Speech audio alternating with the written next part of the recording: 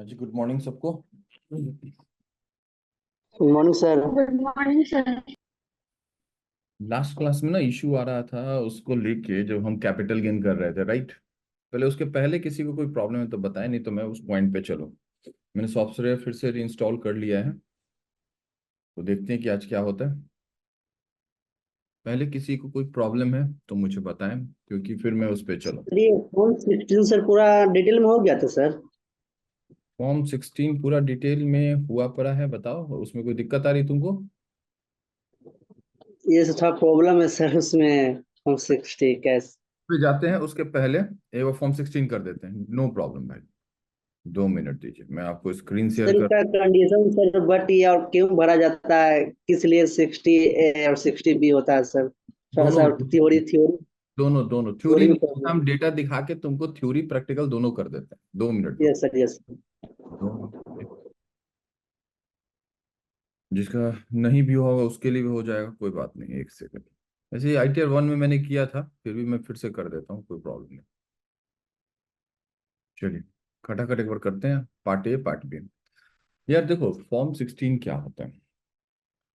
Form 16 होता है जहां पे आपके सारे TDS का डिटेल होता है, जिसको पार्ट ए बोलते हैं। फॉर्म 16 में दो पार्ट होता है, पार्ट ए और पार्ट बी। ठीक है। पार्ट ए में क्या होगा कि जो भी आपका TDS कटा होगा उसका डिटेल होगा। और पार्ट बी क्या होता है, जो आपका सैलरी का डिटेल होगा वो वहां पे डिस्प्ले होगा। ठीक है। स्टैंडर्ड फॉर्मेट होता है। ये डाउनलोड कैसे होगा, क्वेश्चन है। डाउनलोड होगा जब आप TDS रिटर्न फाइल करेंगे। फाइल होने का प्रोसेस होने के बाद वहीं ट्रेसेस पे डाउनलोड का ऑप्शन आता है। तो ये स्टैंडर्ड फॉर्मेट है, इसी फॉर्मेट में आपको हमेशा मिलेगा। कुछ केसेस में नहीं मिलेगा, मैं वो भी केसेस दिखाता हूँ। जहां लोग खुद से बना लेते हैं उस केस में केवल दिक्कत रहती है। अदरवाइज जनरली अब उसका स्टैंडर्ड साइज है और वहीं से सारी चीजें दी जाती है। 1 सेकंड। ये फॉर्मेट देखिए। ये भी फॉर्मेट पहले आता था। ये जनरली जो छोटी ऑर्गेनाइजेशन होती है या जो गवर्नमेंट डिपार्टमेंट होते हैं ना, वो आज भी इस फॉर्मेट को यूज करते हैं। टेक्निकली ये होना नहीं चाहिए, बट आज भी लोग यूज करते हैं, कोई दिक्कत नहीं है, लेकिन ये आपको बहुत कम मिलेगा। हमारे पास हमेशा जो फॉर्म 16 आएगा वो इस फॉर्मेट में आएगा, इस फॉर्मेट में। तो पहले चलिए पार्ट ए देख लेते हैं, फिर पार्ट बी देखें। पार्ट ए क्या होता है। पार्ट ए आपका TDS का डिटेल होता है। जितने भी आपके TDS होते हैं ना, वो पार्ट ए में आते हैं। कैसे भाई, यहाँ पे देखिए, जो अमाउंट पेड हुआ उसका डिटेल, और जो TDS डिपॉजिट हुआ, टैक्स डिडक्ट हुआ और डिपॉजिट हुआ। ये देखिए, ये दोनों अमाउंट बराबर होंगे जनरली। जितना TDS कटा उतना ही डिपॉजिट हो गया, ये हमेशा बराबर होंगे। लेकिन बहुत बार क्या होता है कि किसी रीजन से उसने पे नहीं किया तो डिक्लेरेंस बता देता है कि देखिए हमने पे नहीं किया, आगे पे करते हैं। लेकिन 99% केसेस में ये बराबर होगा, जितना डिडक्ट होगा उतना ही पे होगा। यहाँ पे जो एम्प्लॉयर होता है उसका डिटेल होता है, ये हमने प्राइवेसी की वजह से हटा रखा है क्योंकि किसी का फॉर्म 16 है। यहाँ पे एम्प्लॉय का नाम होता है, जैसे हिमांशु कुमार, मोनू कुमार, जिसका भी नाम है वो होगा। पैन नंबर ऑफ डिडक्टर, यहाँ पैन नंबर होता है डिडक्टर का, दूसरे वाले में दिखाएंगे TAN number of deductor, TAN number. PAN number of employee, जो एम्प्लॉय उसका पैन नंबर होता है। और कोई रेफरेंस नंबर होता है तो वो यहाँ पे आता है। यहाँ पे असेसमेंट ईयर 23-24, पीरियड कब है, ये पिछले साल का है, क्योंकि अभी तक फॉर्म 16 इस साल वाला जनरेट होना 15 तारीख के बाद स्टार्ट होगा, तभी हमारे पास नया वाला नहीं आया। ये देखिए यहाँ पे उसका TDS का पूरा डिटेल आ गया। तो फॉर्म 16A जो होता है वो केवल केवल बात करता है TDS के बारे में, कि आपका TDS कितना था, क्या था, और कितना कटा है, कितना पे हुआ। ठीक है। चलिए पार्ट बी देखें, तो ये उसी का डिटेल है कि कब कब पे हुआ। देखिए वहां पे चालान नंबर और ये सारी चीज आती है कि कब हुआ, उसका BSR कोड क्या था, डेट क्या था, सीरियल नंबर क्या था, ये सब चीज बताया जाता है। ये और स्टैंडर्ड फॉर्मेट होता है।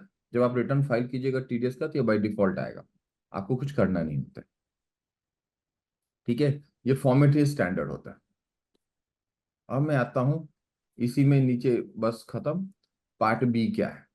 पार्ट बी का भी ऊपर का अगर आप पोर्शन देखिएगा, इतना, ये पोर्शन ये सेम रहता है दोनों में, ए और बी में दोनों में ये सेम होता है। Same detail, employee, TAN number, period क्या है, सब कुछ सेम होता है। बट यहाँ पे सैलरी का डिटेल होता है कि भाई आपको सैलरी क्या मिल रहा है। चलिए एक बार गो थ्रू कर देते हैं। अब पहला क्वेश्चन होता है कि whether you are opting 115 BC. इसका मतलब ये है कि क्या आप नए वाले टैक्स रिजीम में हैं या नहीं है। तो देखिए ये जो आदमी है जिसका ये फॉर्म 16 है, उसने कहा कि नहीं जी मैं फॉर्म नए वाले टैक्स रिजीम में नहीं हूँ, हम पुराने वाले टैक्स रिजीम में। और ये जितने डिटेल आप देख रहे हैं ये सब टीडीएस रिटर्न से उठ के आया हुआ है। आपको कहीं कोई दिमाग नहीं लगाना है। टीडीएस रिटर्न जब फाइल करेंगे ये सब कुछ ऑटोमेटेड हो जाएगा। ठीक है, फिर भी मैं एक बार दिखाता हूँ। ये फॉर्मेट अमाउंट सब टीडीएस रिटर्न से उठ के आएगा। चलिए थोड़ा नीचे चल लें। अगर आप पहला देखिएगा तो जो सैलरी होगा वो बताया गया कि भाई इसका सैलरी क्या है। वैल्यू ऑफ परक्विजिट्स कुछ होगा वो अब बताया जाएगा। प्रॉफिट इन लिeu सैलरी कुछ होगा तो वो बताया जाएगा। यहाँ पे टोटल आ जाएगा। उसी तरह से कोई लीव, ट्रेवल अलाउंसेस हो, ग्रेचुइटी हो, पेंशन हो, जो चीजें होंगी वो यहाँ पे दिख जाएंगी। आप ये वहीं से होता जाएगा। उसी तरह से नीचे आइएगा तो आपको टोटल इनकम, डिडक्शन, यहाँ पे आपको स्टैंडर्ड डिडक्शन मिल गया 50,000 का। प्लस यहाँ पे आने के बाद आप देखिए ये ग्रॉस सैलरी हो गया यहाँ पे। अब यहाँ पे जो उसके डिडक्शंस है एज पर लॉ मिलेंगे। 6.5 लाख का डिडक्शन है बट 1.5 लाख का यहाँ पे अलाउड है तो 1.5 लाख मिला, इसलिए कि अलाउड ही 1.5 लाख है। उसी तरह से यहाँ पे भी देखिए टोटल अमाउंट ये था और टोटल 1.5 लाख ही मिला। तो जो अमाउंट उसको मिलना चाहिए वो बाय डिफॉल्ट लॉ ने दे दिया उसको। इसी तरह से लास्ट में जब आइएगा तो उसकी टोटल इनकम, टैक्सेबल इनकम कितनी है भाई, 44 लाख की इनकम है। टैक्स कितना करना है, tax on total income 11 lakh. उसी तरह से टोटल पेबल हो गया 12 लाख। और देखिए 12 लाख समथिंग का ये है। इसी का फॉर्म 16 आई थिंक होना चाहिए वो वाला भी। नहीं ये कोई दूसरा है, यहाँ पे दूसरा है। उसी तरह से अब इसमें पार्ट ए और पार्ट बी दोनों आ जाता है इस वाले फॉर्मेट में। कैसे, देखिए टीडीएस का डिटेल यहीं पे आ गया। ये पार्ट ए हो गया और यहां से पार्ट बी शुरू हो गया। तो ये फॉर्मेट पहले आया करता था आज से 3-4 साल पहले। लेकिन देखो ये गवर्नमेंट डिपार्टमेंट है, बिहार कुछ बिल्डिंग पथ निर्माण विभाग है, ये अभी भी उसी तरीके से चलता है। इनका जो सॉफ्टवेयर है ना अभी भी 1950 वाला है। दुनिया कहाँ चले गई, ये अभी भी वहीं पे बैठे हुए। उससे लेकिन कोई फर्क नहीं पड़ता। आप देखिए इन्फॉर्मेशन सारा वही है, दिखाने का हेलो। तरीका अलग है। हेलो। Hello sir. सर ये फॉर्म 16 से प्रैक्टिस करते हैं तो इसमें सर जब लास्ट अमाउंट डालते हैं तो 1-2 रुपए का डिफरेंस आ जाता है। हाँ तो उसी का इसमें कोई इशू नहीं ना हो। अख्तर साहब फिर से बताइए कहाँ पे 1-2 रुपए का फर्क आ जाता है। तो सर टैक्सेबल अमाउंट जो टीडीएस करता है ना लास्ट बार जब देखते हैं वेरीफाई टैक्स तो राउंड डिडक्टेड ऑफ में कर तो दो। सर 1 रुपए तो 2 रुपए का दस उसमें रुपए तक फर्क आ जाता है। 10 रुपए तक कोई दिक्कत नहीं है, राउंड ऑफ कर दो। सर इसमें बहुत फॉर्म 16 प्रैक्टिस किया है लेकिन उसमें सर 1 रुपए 2 रुपए कभी कभी नहीं आता कोई कोई बराबर फर्क नहीं आता है। पड़ता, उसको राउंड ऑफ कर दीजिए, कोई दिक्कत नहीं। ठीक है ठीक। उससे कोई प्रॉब्लम नहीं। देखिए यहाँ पे उसका सैलरी का डिटेल आ गया, एक पेज में ही खत्म हो गया। तो दो तरीके के आपके पास फॉर्म 16 मैंने दिखा दिया। यही जनरली दो तरीका आपको मिलता है, इसके अलावा कोई तरीका आपको नहीं दिखेगा। ठीक है मोनू जी। Yes sir. कोई किसी को फॉर्म 16 में इशू है तो बताओ, नहीं तो मैं अपने सॉफ्टवेयर पे चलो।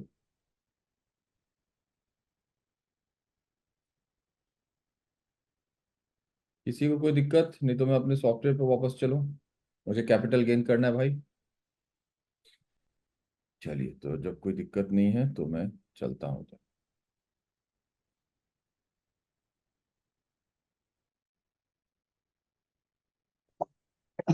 तो हाँ, आओ जुगल। तो आपको बताया है वो फॉर्म वो भंगा होगा वो फॉर्म अगर मैं फोन होगा तो फोन करना पड़ेगा।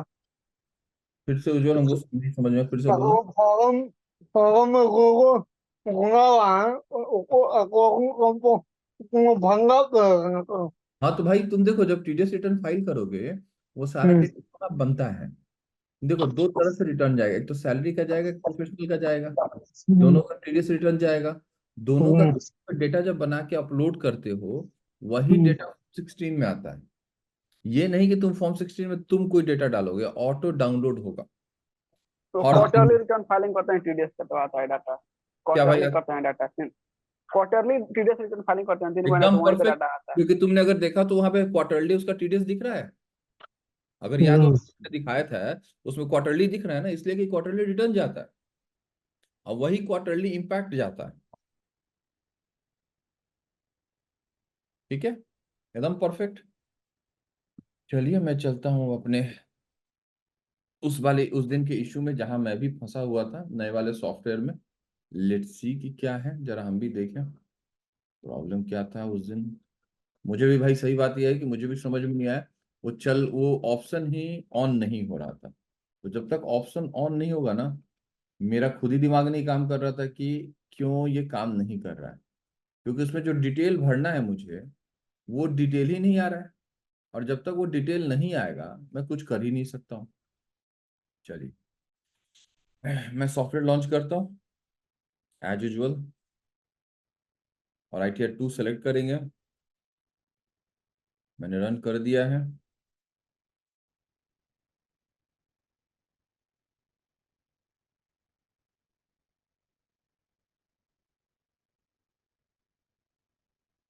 सॉफ्टवेयर को खुलने में थोड़ा सा टाइम लगता है। मैंने ऑलरेडी बता रखा कि हेवी सॉफ्टवेयर होता है, इसको लोड लेने में थोड़ा सा टाइम लगते रहता है। मैंने कंटिन्यू किया। प्रीफिल डेटा ऑलरेडी आपको पता है कि चलना कैसे है। मैंने एक पैन नंबर डाला, अपना ही पैन नंबर डाल देता हूँ। ठीक है,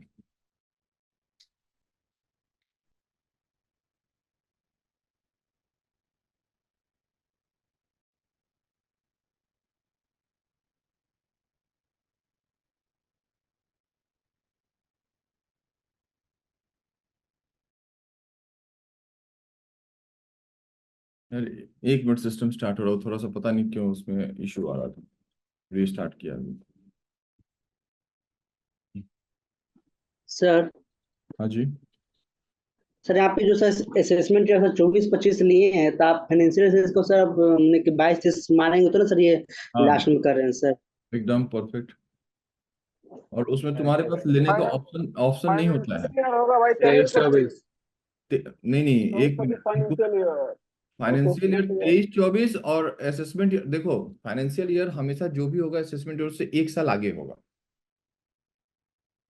ठीक है, हमेशा असेसमेंट ईयर 1 साल आगे होगा। ये देखने का तरीका, असेसमेंट ईयर तुम हमेशा मिस मत घुसा करो, हमेशा फाइनेंशियल ईयर पकड़ो। अभी कौन सा फाइनेंशियल ईयर चल रहा है, उससे 1 साल आगे चले जाएगा असेसमेंट ईयर, अपने आप आ जाएगा आपके पास।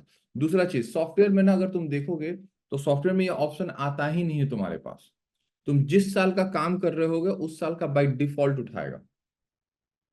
तुमको दूसरा मौका है, अभी हम फिर से सॉफ्टवेयर चलाएंगे तो तुम्हारे पास कोई ऑप्शन ही नहीं होता है कुछ करने का। तुम्हें उस सॉफ्टवेयर में फायदा यह है कि अगर तुम गलती भी करना है कि कहीं इंटेंशन होगा तो गलती नहीं होगा। क्यों? क्योंकि वो आपको ऑप्शन ही नहीं देगा काम करने का। एक से। हेलो सर, हेलो हाँ जी भाई। सर, एक क्वेश्चन है। जी। सर ये एक पिछले साल का आईटीआर फाइलिंग कर रहे थे ऑफलाइन, 22-23 का। तो उसमें सर उनका जो लॉगिन आईडी था, वो उसमें पेन पर जो उनका आधार लिंक है नंबर, वो वाला दूसरा नंबर था, और जो पोर्टल पर लॉगिन किया रजिस्टर किए थे उसमें उसका दूसरा नंबर था, उससे कोई तो फर्क उसमें नहीं सर उसका पड़ेगा। नहीं हो पाएगा। नहीं तो उससे तो वो फर्क तो नहीं फिर आएगा। तुम्हारा देखो, आधार से और इससे कोई लेना देना नहीं है। आधार से तुम्हारा केवल यही काम है कि तुम उसके थ्रू, OTP के थ्रू तुम खाली वैलिडेट करते हो। अदरवाइज इनकम टैक्स अच्छा, क्या नंबर है उससे कोई फर्क नहीं पड़ता। कोई यूज ही नहीं है उसका। इनकम टैक्स के तो सर नंबर्स का कोई यूज नहीं है, जब तक कि कोई नोटिस या इंटीमेशन नहीं आता है तब तक उसका कोई यूज नहीं सर अभी न्यू वाला सर ठीक है असेसमेंट ईयर सर। अभी नहीं हुआ है ना सर। है। स्टार्ट हो गया भाई। फॉर्म नया वाला है, ये नया वाला फॉर्म दिखा रहा हूँ। जो मैं अभी दिखा रहा हूँ वो नया वाला है। एक सेकंड। जो अभी दिखा रहे हो वो कौन सा है? वो नया वाला है, पुराना वाला थोड़ी है।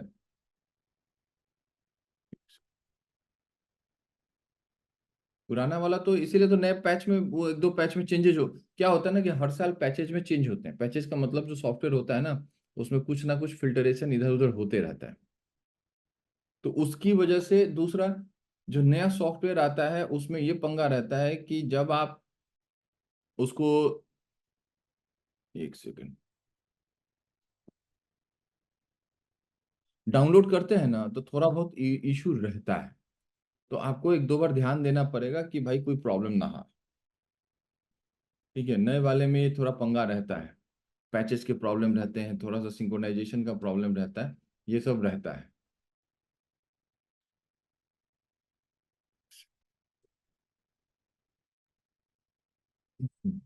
ये नया वाला है, करंट ईयर का है, जो अभी जाना स्टार्ट होगा, ये उसका है। ये पिछले साल वाला ये था, इसीलिए मैंने पिछले साल वाला नहीं चलाया कि नए साल में देखते हैं कि क्या क्या चेंजेस हैं। और बहुत कुछ चेंजेस नहीं होते, बहुत माइनर चेंजेस हैं जो पता भी नहीं चलेगा। जब तुम्हें इशू इशू आएगा ना तभी समझ में आता है कि अच्छा ये थोड़ा सा चेंज हुआ है। अदरवाइज 99% चीजें रिमेन सेम रहती है। कुछ कॉलम ऊपर नीचे हो जाएंगे, कुछ फिल्टर चेंज हो जाएंगे, इसके अलावा कुछ बहुत ज़्यादा चेंजेस नहीं होता है। मैं यहाँ पर अपना पैन नंबर डाल रहा हूँ।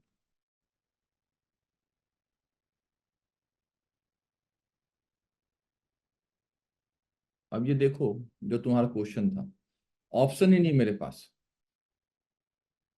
अभी जो फाइल होगा वो फाइल होगा 22-23, क्योंकि 31 मार्च तक का ही फाइल होगा ना। सॉरी, 23-24, 23-24 तेईस का होगा। चौबीस 23-24, 31 मार्च। 31 मार्च जा चुका है।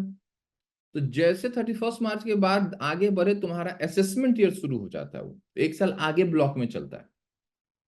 तो 23, 24, 24, 25 असेसमेंट ईयर, लेकिन फाइलिंग कौन सा हो रहा है? 1 अप्रैल 2023 से 31 मार्च 2024 तक। फाइनेंशियल ईयर में कभी नहीं घुसना है, हमेशा, सॉरी, असेसमेंट ईयर में नहीं घुसना, आपको हमेशा फाइनेंशियल पकड़ना है। अभी जहां खड़े हैं हम रिटर्न किसका फाइल करेंगे, काम खत्म, उसको पकड़ना है।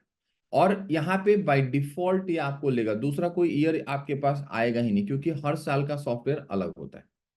और आपको पीछे साल में जाना है तो पिछला वाला सॉफ्टवेयर डाउनलोड करना पड़ेगा। तो यहाँ पे आपके पास गलती की गुंजाइश नहीं। ठीक है, तो मेरे पास कोई यस ऑप्शन सर। ही नहीं था, मैंने वही ऑप्शन लिया जो ऑप्शन अवेलेबल है, आगे बढ़ा, यस किया। फिर से लॉग इन करना होगा मुझे।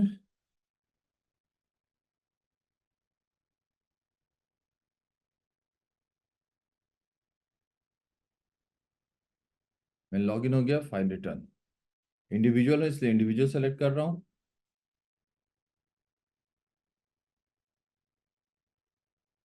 कंटिन्यू, ITR 2 उठाऊंगा। Let's start. हमारा टैक्सेबल लिमिट के ऊपर है, हमेशा उसी ऑप्शन को फिल करें। इनिशियली हम कुछ नहीं करेंगे, हम कहेंगे केवल आगे बढ़ना है। भी स्टार्ट, कंटिन्यू। यहाँ पे जो था डिफॉल्ट नो है, हमें यस करना है। क्यों? क्योंकि हमें पुराने टैक्स रिजीम में रहना है, इसलिए यस करना है। अगर नए में जाना है तो नो करेंगे, कोई दिक्कत नहीं है। फिलहाल अभी हम यहाँ पे कोई इन्फॉर्मेशन नहीं भर रहे, सब लास्ट में देखेंगे। जैसे जैसे डेटा आएगा वैसे वैसे भरे। चलिए, अभी क्या है कि देखिए कोई ग्रीन नहीं है, लेकिन मैं अभी उसमें ना जाके कैपिटल गेन वाले में चलते हैं। कैपिटल गेन कहाँ गया? एक second, schedule, income from other sources. देखो फिर कैपिटल गेन नहीं आ रहा है, उस दिन की तरफ फिर वही इशू। करंट ईयर लॉसेस, ये पंगा है इसमें।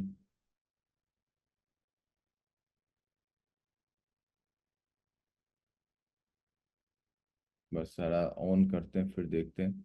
मैं ये बता नहीं रहा, ऑलरेडी ये सब कर चुके हैं हम लोग, इसलिए मैं इस पे कुछ टाइम नहीं दे रहा हूँ। डायरेक्टर प्रीवियस ईयर नो कर दिया, शेयर होल्डिंग नो किया, और मैंने कंफर्म कर दिया। क्या है बच गया?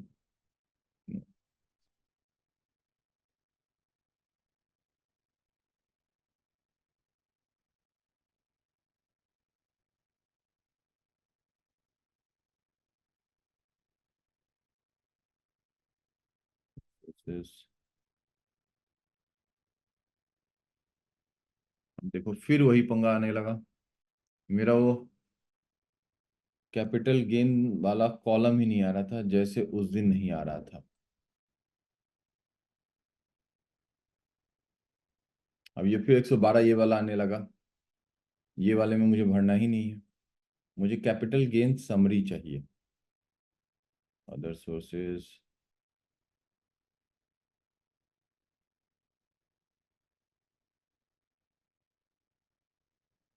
यही पंगा उस दिन भी सर आ रहा उसके नीचे ऐड मोर शेड्यूल्स दिखा रहा है, उसमें ऐड करना ये कर सकते हैं, उसके नीचे था। हाँ ऐड भाई, मोर शेड्यूल्स दिखा रहा है।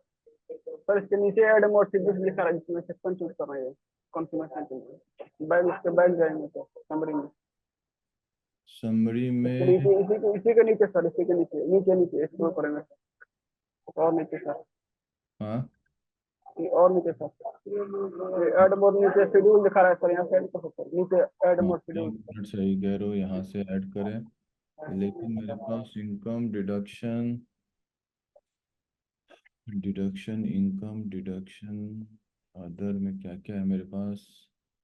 Asset, capital gain, asset, asset liability, मैं तो ऑलरेडी आ ही नहीं रहा ना, वही तो दिक्कत है। अब अपने आप कैपिटल गेन कभी कभी ले रहा है, कभी कभी नहीं ले रहा, उस दिन ले रहा था। यस,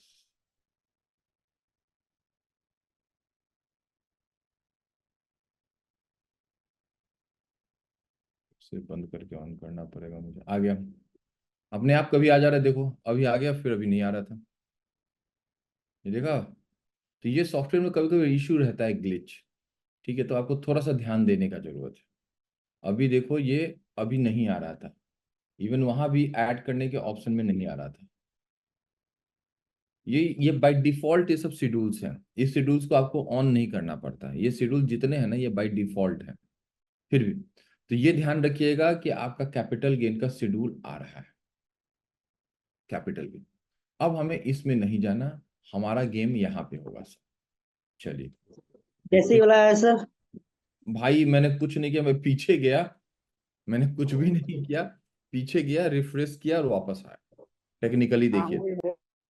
और कुछ नहीं किया मैंने। वो क्या पिछली बार क्लास में जानते हो क्या इशू हुआ था? ये नहीं आ रहा था, इसकी वजह से मुझे लगा कि शेड्यूल में लग रहा चेंजेस हुए हैं। 112 ए में चला गया, क्योंकि वो सेक्शन उसको हिट करता है। लेकिन वहां पे दिक्कत क्या था कि परचेज वैल्यू और सेल वैल्यू ले ही नहीं रहा था। वो ले रहा है 1 अप्रैल 18 और उसके बाद वाला कहानी लेके जा रहा है, वो स्पेशल केस है। तो मुझे लगा हो सकता है कि कहीं इसमें इन्होंने मर्ज कर दिया है। ये चीज याद रखिएगा, एक टेक्निकल इशू आया भाई कि ये शेड्यूल दिख ही नहीं रहा था, ये शेड्यूल नहीं आ रहा था। आप ये वीडियो बाद में फिर से देख लीजिएगा, शेड्यूल आ ही नहीं रहा था। मैं पीछे गया, कुछ नहीं किया, मैंने केवल रिफ्रेश किया और फिर से वापस आया, तो ये शेड्यूल दिखने लगा। तो ये प्रॉब्लम रहता है सॉफ्टवेयर में कभी कभी, तो आपको ध्यान रखना होगा ये सब चीजें। चलिए अब चलते हैं कैपिटल गेन।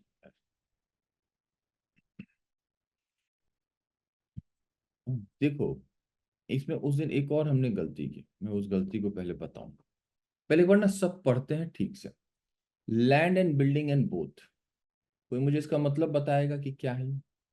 इसका मतलब क्या हो, क्या क्या कवर करेगा? मैं और तुमको वो कवर कर रहा था। और लैंड एंड बिल्डिंग तो मैंने पढ़ लिया, मतलब इसका मतलब क्या हुआ? मतलब इसमें वो प्लांट एंड मशीनरी आ जाएगी, जो कंस्ट्रक्शन का काम होता है वो आ जाएगा, बिल्डिंग एसेट्स हम्म, नंबर आ जाएगा, वो नहीं लैंड आएगा। बिल्डिंग परचेज कर। नहीं, इसमें आएगा तुम्हारा लैंड, बिल्डिंग, फ्लैट, तीन चीजें इसमें आएगा। इसके अलावा अभी देखते हैं, ये ऑप्शन तभी ऑन होगा जब आपने फ्लैट खरीद बिक किया हो, जमीन खरीद बिक किया हो और मकान खरीद बिक किया हो। और ये ऑप्शन तभी होगा किसके लिए? जो सेलर होगा। याद रखिएगा, जो सेलर होगा ये उसी पे अप्लीकेबल है। ऐसा नहीं कि बायर के लिए, सेलर के लिए केवल अप्लीकेबल है। क्या लिखा है? सोल्ड। ये जो ये बेचेगा उसी को देना सर। बस, ये भ्रम में मत रखिएगा कि मैंने खरीदा और मेरा कैपिटल गेन जाएगा। कैपिटल गेन, एक minute, mic mute, mic mute, mic mute please, mic mute. ये ऑप्शन तभी ऑन होगा जिस क्लाइंट ने फ्लैट, मकान या जमीन बेचा। खरीदने वाले के लिए ऑन नहीं होगा। क्यों? कैपिटल गेन तभी अराइज होता है, तभी लगता है जब आप बेचते हैं, उसके पहले नहीं लगता है। आज आपने मेरे से एक फ्लैट खरीदा, मैंने बेचा, मेरा कैपिटल गेन लगेगा, आपका नहीं लगेगा। जब आप बेचिएगा तब आपका कैपिटल गेन लगेगा। किसी को कोई कंफ्यूजन कि कैपिटल गेन कब लगेगा? आपने फ्लैट खरीदा तो क्या आपको कैपिटल गेन का कोई इंफॉर्मेशन देना है? आप बेचेंगे तो सर देना पड़ेगा। बेचेंगे तब तो देना ही पड़ेगा, वो तो साफ लिखा है। कह रहा है कि please select any type of capital asset sold by you. कोई भी कैपिटल एसेट अगर आपने बेचा तभी ये अप्लीकेबल होगा। पहले तो इसमें किसी को कंफ्यूजन तो मुझे बता दीजिए कि ये कब लगेगा कैपिटल गेन। नहीं सर, ओके। यानी कि अगर किसी ने फ्लैट खरीदा तो क्या उसको कैपिटल गेन के किसी इंफॉर्मेशन को भरना पड़ेगा? नहीं सर, जो सेल करेगा उसको उसका डिटेल देना पड़ेगा। परफेक्ट। यानी बायर को कुछ नहीं करना है। मैंने अगर फ्लैट खरीदा तुमसे तो मुझे कोई इंफॉर्मेशन नहीं देना है। जो बेच रहा है केवल उसी को इंफॉर्मेशन देना है। और किसका पेन यूज होगा? ये बार बार मैं क्वेश्चन पूछता हूं भाई। अगर लेट्स जूम, मैं क्लाइंट का पैन यूज करेंगे। जिसने बेचा उसका पेन यूज करेंगे, ये मत करिए क्लाइंट। जिसने बेचा है उसी का पेन यूज होगा। जी हाँ, सर। ऐसा नहीं है कि लॉगिन आप अपने आईडी से करके उसका टैक्स पे कर दीजिएगा, नहीं पॉसिबल है भाई। जिसका कैपिटल गेन है उसी के आईडी में जाके होगा। वो सब सर हमारे ऊपर आ जाएगा, टैक्स कितना बनेगा सर। भाई अगर तुम, एक मिनट, अख्तर साहब आपने रिटर्न फाइल कर दिया कि 1 करोड़ का फ्लैट आपने बेचा, बेचा हिमांशु ने, तो आप तो फंस जाएगा फ्री का। तो ये भी क्लियरिटी रखिएगा जी कि सर। जिसका पैन लॉगिन हो रहा है उसी का डिटेल। और ये डिटेल कौन देगा? जब रिटर्न फाइल करने जाते हैं तो क्लाइंट आपको बताता है कि देखिए मैंने एक फ्लैट बेचा। ठीक है, बाई सेल प्राइस वही देगा, हम नहीं देंगे। चलिए पहले एक बार इसको कर लेते हैं, एक ऐसे ही हाइपोथेटिकल। ठीक है, अभी हमारे क्लाइंट ने बेचा, मैं वही इंफॉर्मेशन यहाँ डालता हूँ, 1 मिनट रुकिए। पहले इस ऑप्शन को एक बार देख लेते हैं। ये भी सब छोड़िए, ये लैंड एंड बिल्डिंग। ठीक है, चलिए कंटिन्यू किया। लैंड एंड बिल्डिंग, अभी भी डेटा अपडेट हुआ या नहीं हुआ? हाँ अब हुआ। मैंने जैसे कहा, यहाँ पे देखिए लैंड एंड बिल्डिंग में मैं जो उस दिन कह रहा था, शॉर्ट टर्म भी आ गया, लॉन्ग टर्म भी आ गया। इसमें भी दिमाग नहीं लगाना, खाली आपको याद इसलिए रखना कि इंटरव्यू में आपको बताना है। यहाँ पे सिस्टम सब करेगा। लेट्स सी, मैं एक क्वेश्चन कहता हूँ, क्या करते हैं कि एक हाइपोथेटिकल क्वेश्चन बनाते हैं। भैया एक बिल्डिंग मैंने किया, खरीदा। कब? मैं एक एक्सेल आपको शेयर करता हूँ पहले, उसके बाद मैं ये करूंगा। 1 मिनट होल्ड करिए।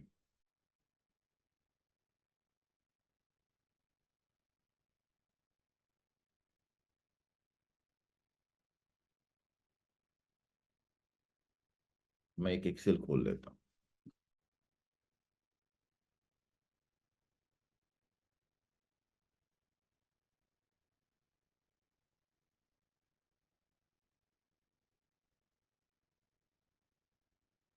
एक्सेल मैंने खोल लिया। एक्सेल सबको दिख रहा है? Yes sir.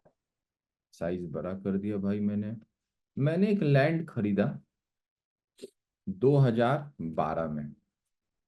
ठीक है, एक लैंड और एक फ्लैट, एंड फ्लैट करता हूँ। ठीक है, फ्लैट। लैंड को थोड़ा मैं पीछे लेके जा रहा हूँ, 1990 में। और फ्लैट खरीदा मैंने 2003 में। ठीक है, साइज नहीं बड़ा भाई, 2003 में। ये परचेज है, मैंने परचेज किया लैंड कितने में भाई? तो लैंड परचेज किया 55,000 में, और फ्लैट परचेज किया था 70 लाख में।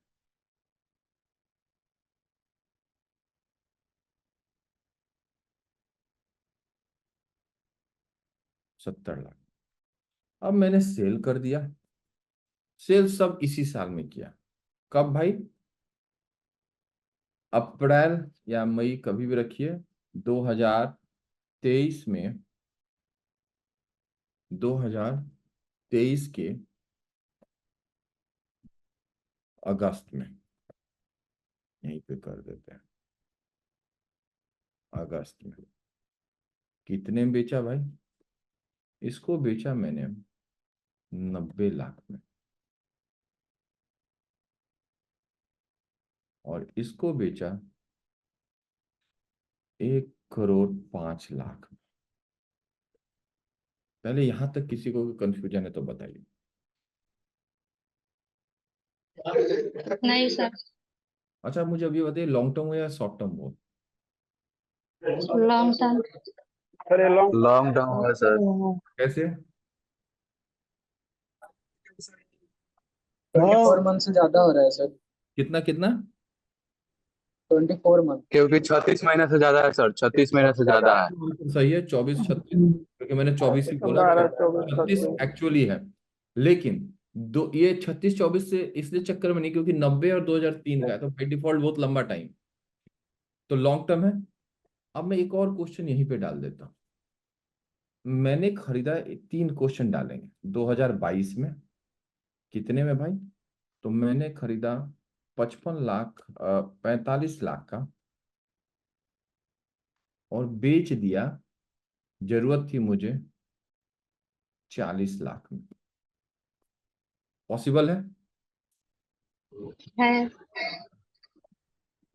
मुझे जरूरत थी, मैंने कम में बेच दिया। अब अभी तीनों चीजें मुझे मैप करनी है, ठीक है? एक बार ये दिमाग में आप एक इसका अपने पास रखिए, क्योंकि मैं सिस्टम, दूसरे सिस्टम पे जाऊंगा, सॉफ्टवेयर दूसरे सिस्टम में है मेरे। ये आप फोटो ले लीजिए, जो करना है कर लीजिए, ठीक है? इसका केवल, इस पेज का।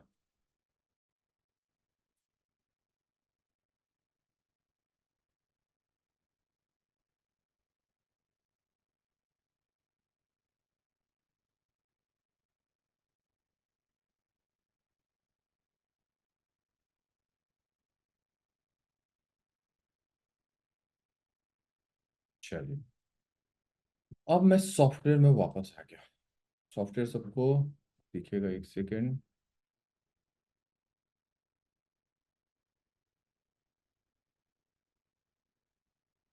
आगे, अब ये बताइए मुझे कहाँ जाना है? लैंड एंड बिल्डिंग में जाना है या कहीं और जाना है भाई?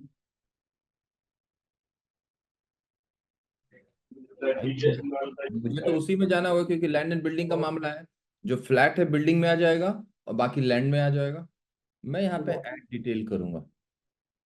मैं फिर से पीछे जा रहा हूँ, एक बार देखिएगा कैसे हुआ। मैं पहले बिल्डिंग को क्लिक किया, 1 मिनट, सॉफ्टवेयर अपडेट कर रहा है।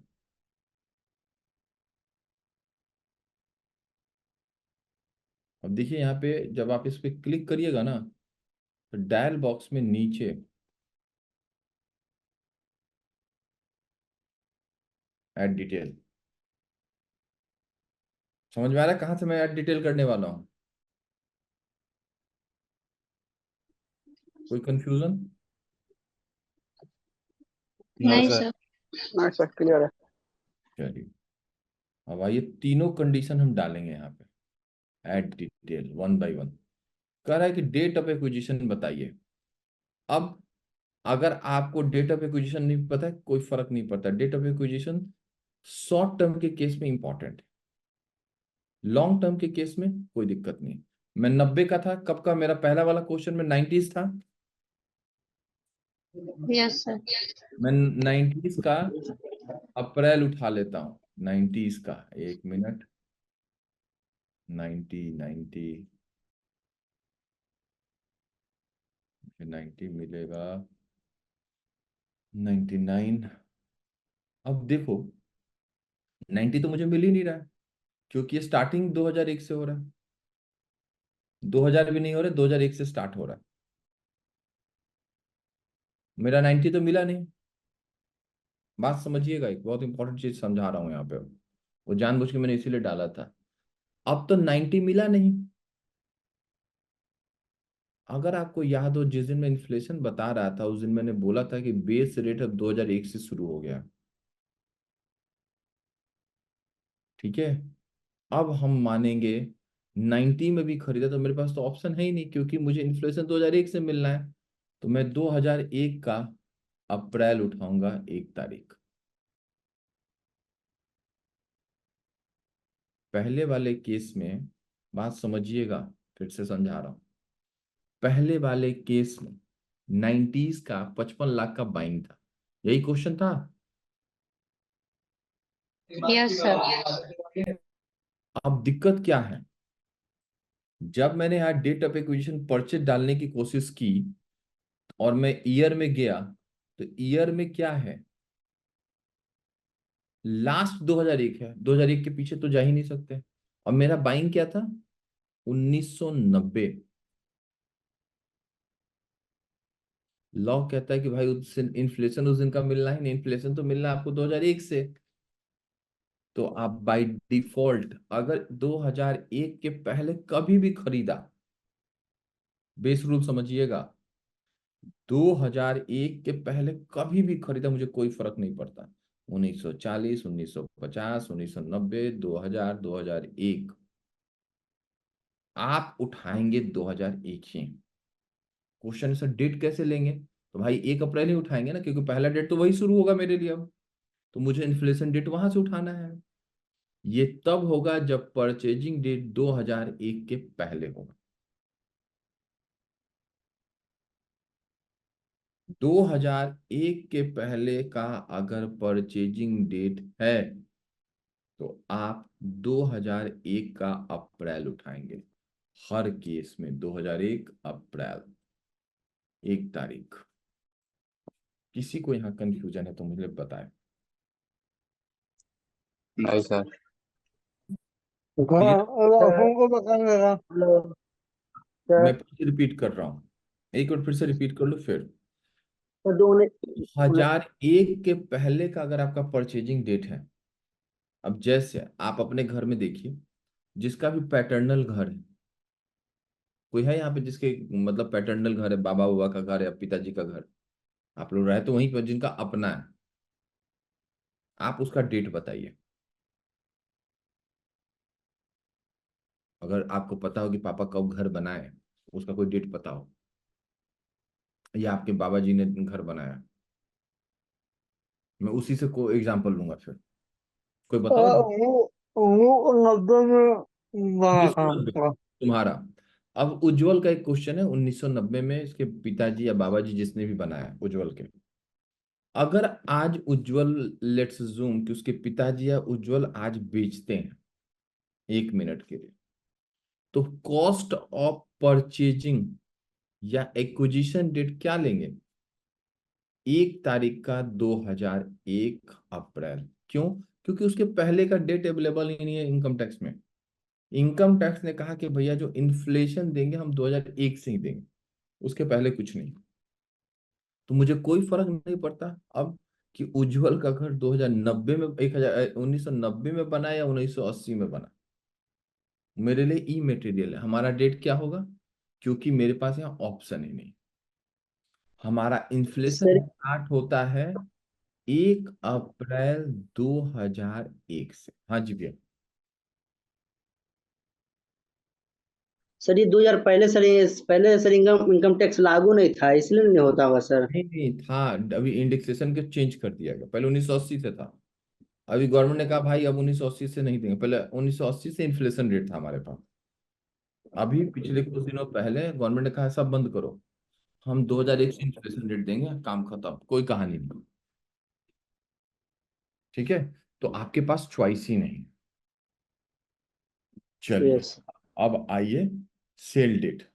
हम 2023 का सेल डेट ले लेते हैं कोई भी, 2023 का। ऐसे ही आपको क्लाइंट बताएगा, हमने 2023 का क्वेश्चन में रखा था बिका, 2023 के मई में बिका, मान लीजिए 1 तारीख को।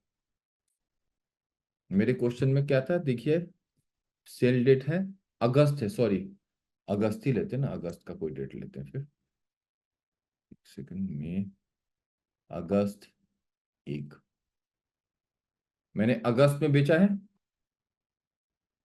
अब देखिए मैंने कैलकुलेट किया, ये बाय डिफॉल्ट यहां बता दिया कि भैया कितना मंथ है, since the period is holding more than 12 month, long term capital gain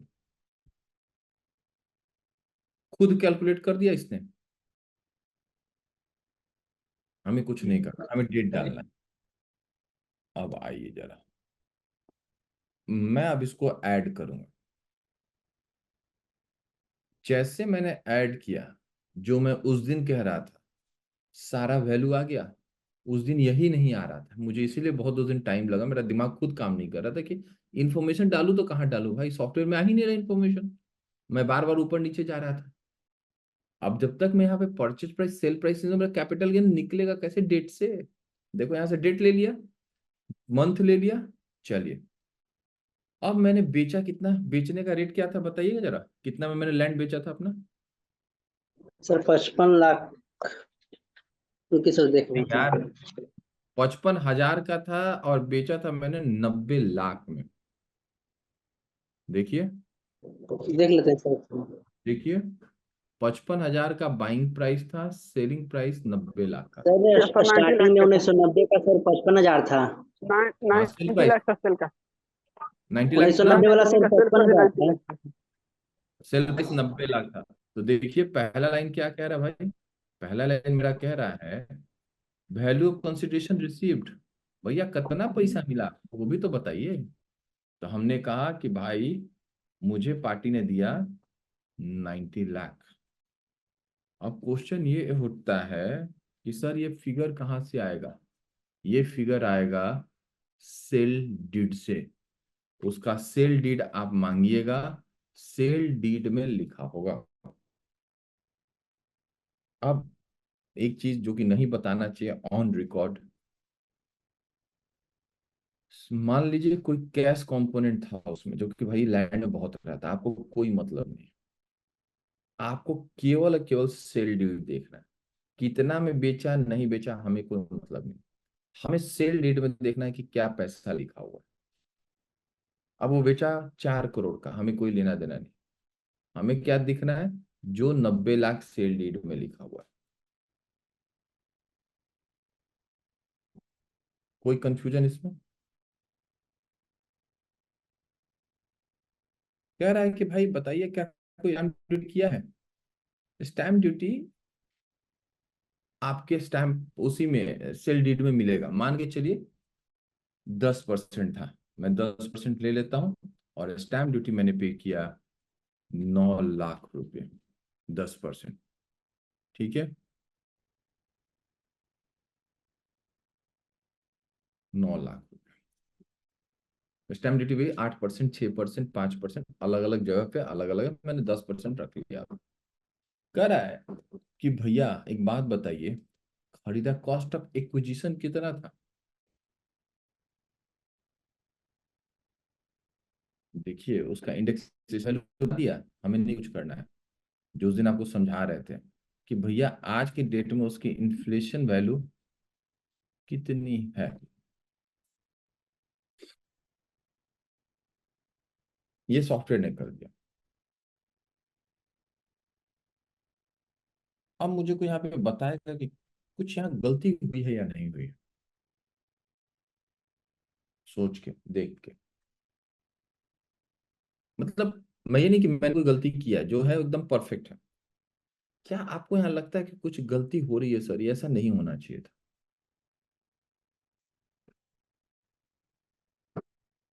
हमने जमीन कब खरीदा था,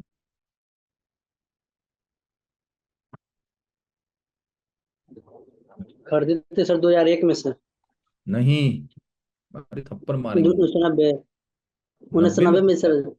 खरीदा यस। तुमने ना, अब यही तो यस सर, fact 2001 में। है। और हमें गवर्नमेंट ने डेट कब का दिया बेनिफिट का, 2001 का अथी करना है सर, मानना अब है। मुझे एक बात फर्स्ट बताइए, अप्रैल 2001। क्या ये गवर्नमेंट का नतीजा ठीक है कि यार खरीदे 90 में और 2001 का आप मुझे बेस रेट दे रहे हो? क्या ये टेक्निकली सही है या गलत है? हम गवर्नमेंट को कहेंगे भाई हमको एक काम करो, 2001 में जमीन खरीद के दे दो 55,000 रुपये। क्या गवर्नमेंट ऐसा कर सकती है? 55,000 में जो जमीन अब मिल जाएगा? नहीं सर, 1990 में लिया सर, 2001 में लेगा सर तो उतना में नहीं बेचेगा सर, रेट महंगा मतलब होगा सर। 2001 में अगर हम गए लेने, अजमत को बुलाना। एक बार ये बताइए, अजमत है नहीं, अंकित, जल्दी दो। यानी यार एक बात बताओ, मतलब हम ऐसे गधे वाली बात कर रहे हैं। 2001 का आपने बेस रेट दिया, मुझे उससे कोई लड़ाई नहीं। ठीक है भाई, दो, जो आपकी इच्छा भाई, गवर्नमेंट जो मन कर सकता है भाई। आज सरकार कहे कि संडे की छुट्टी है, मंडे की होगी तो होगी। क्या कर सकते हैं? कुछ कर सकते हैं? नहीं। हाँ, सरकार बोलते लेके आने वाली है कि भैया संडे नहीं होगा, छुट्टी है, संडे काम करिए। मंडे ट्यूसडे वेडनेसडे जिस दिन गवर्नमेंट की मन हो उस दिन छुट्टी देने वाली, तुरंत अनाउंस होने वाला है। गवर्नमेंट का पावर है ना, गवर्नमेंट कर सकती है, कोई बड़ी बात नहीं है। लेकिन इस केस में क्या ये सही नहीं है कि सर 2001 में ये 55,000 का तो था ही नहीं? हो सकता है उस दिन 55,000 का ना हो, 10 लाख का। हम ये नहीं करेंगे वो आज वो 2001 में 90 लाख का हो गया हो, लेकिन हो सकता है उस दिन 10 लाख का हो या 5 लाख का हो या 15 लाख का हो। पॉसिबिलिटी है या नहीं भाई? ये यस सर, पॉसिबिलिटी या नहीं है? Yes sir. क्या 55,000 में मुझे वो जमीन 2001 में मिल सकता है? नो सर, नहीं मिलेगा। भाई किसी को इस मेरे आर्गुमेंट में कोई कंफ्यूजन है तो बताइए, क्योंकि मुझे एक बहुत इंपॉर्टेंट चीज बतानी है। 55,000 में सर नहीं देगा सर, 2001 में नहीं देगा सर।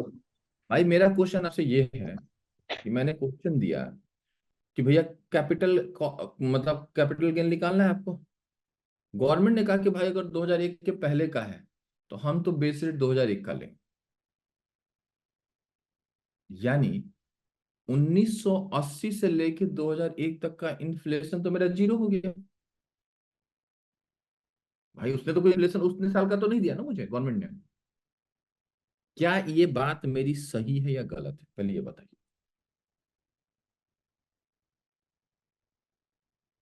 या मेरी बात समझ में नहीं आई? भाई एक लाइन में मुझे बताइए, का 2001 में मुझे ये जमीन 55,000 में मिलेगी या नहीं मिलेगी? नहीं मिलेगी। नहीं क्यों नहीं? मिलेगी सर। क्यों नहीं? रीजन, रीजन थोड़ा रीजन भी बताइए।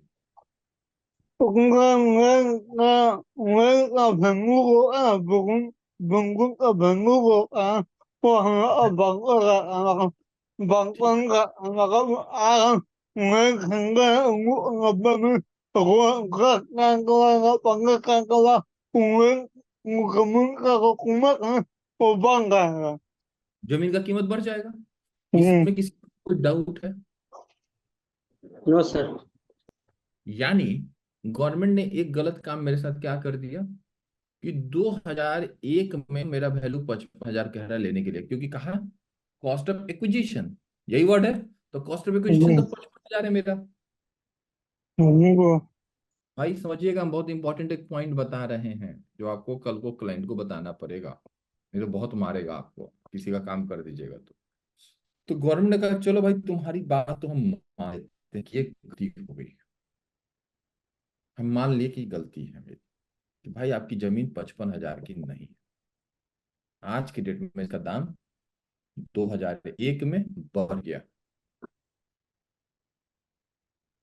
तो गवर्नमेंट ने कहा ठीक है, एक काम करिए, आप 55,000 मत लीजिए यहाँ पे।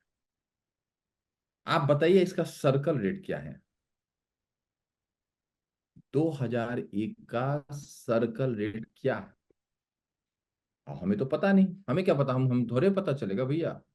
तो गवर्नमेंट का ठीक है, वो भी नहीं पता ना, कोई बात नहीं। आप एक वैल्यूअर अपॉइंट करिए, ये प्रोसीजर है लॉ में, समझिएगा।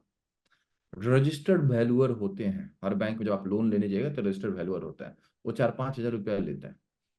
उसको बुलाइए और इस जमीन का वैल्यूएशन करवाइए, और वैल्यूएशन का लेटर लीजिए उससे, लीगल डॉक्यूमेंट। अगर वैल्यूअर कहता है कि भाई इसका दाम 5 लाख हो गया, हम तुमको 5 लाख कर देंगे। वैल्यूअर ने कहा कि नहीं जी 10 लाख है, हमने 10 लाख कर देंगे। लेकिन अगर आपने फोर्ज करने की कोशिश की तो हम आपको छोड़ेंगे नहीं। यानी अब हम इस केस में एक और ट्विस्ट आ गया, हम एक वैल्यूअर अपॉइंट कर सकते हैं। वो हमसे 4,000, 5,000, 10,000 रुपया लेगा और ये बताएगा कि 2001 में इस जमीन की कीमत एज पर लॉ क्या है। सर्कल रेट सुना है आप लोगों ने? नहीं सर्कल रेट नहीं था। क्या उज्जवल? No sir. 900। आप जहां भी रहते हैं वहां का एक गवर्नमेंट का रेट होता है जिसको बोलते हैं सर्कल रेट, और स्टैम्प ड्यूटी हमेशा सर्कल रेट पे लगता है। आप जहां भी आज रह रहे हैं अपने घर के आसपास जो भी एरिया है, वहां का सर्कल रेट आपको, वहां का जो भी जमीन का गवर्नमेंट का विंग होगा ना, जहां भी लैंड वाले लोग बैठते होंगे, वो आपको बता देंगे कि वहां का सर्कल रेट क्या है। यानी गवर्नमेंट ने कहा कि भाई आप इसका वैल्यूएशन करा के आप इसका रेट ले सकते हैं। यानी यहां पे अगर आप चाहते हैं तो आप एक वैल्यूअर को हायर करिए, उसको पैसे दीजिए और वैल्यूएशन ले लीजिए। अगर वैल्यूअर ने कोई जो भी वैल्यूएशन दिया, यहाँ लेट्स अज्यूम उसने कहा कि आज के डेट में यहाँ वैल्यू चल रहा है 2,55,000 का, हम 2,55,000 ले लेंगे। उसने कहा कि नहीं जी यहाँ रेट चल रहा है 3 लाख रुपए का, आपकी जमीन की वैल्यू आज 3 लाख है, हम 3 लाख लेंगे, लेकिन on the basis of valuer document. हम इसलिए ये चीज नहीं बताना चाहते कि आप कंफ्यूज ना हो, हम अभी 55,000 ही लेंगे, ठीक है, क्योंकि अभी हमने कोई वैल्यूअर अपॉइंट नहीं किया है। लेकिन ये ऑप्शन आपके पास है कि अगर जमीन 2001 के पहले की है तो आप वैल्यूअर को अपॉइंट करके 2001 का रेट ले सकते हैं। किसी को इसमें पहले कंफ्यूजन हो तो बताइए, इसीलिए मैंने 3 केसेस वहां पे लिए हैं भाई, सारी चीजों को रेक्टिफाई करने के लिए।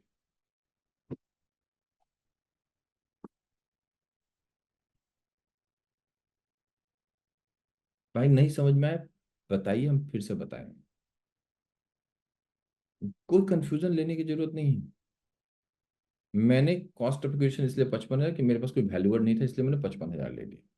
लेकिन क्लाइंट चाहे तो एक वैल्यूअर अपॉइंट करके 2001 का रेट उससे ऑफिशियली लेटर पे ले सकता है, एक लेटर पे, तब आएगा। अब देखिए इंडेक्सेशन हो गया ऑटो मेरा।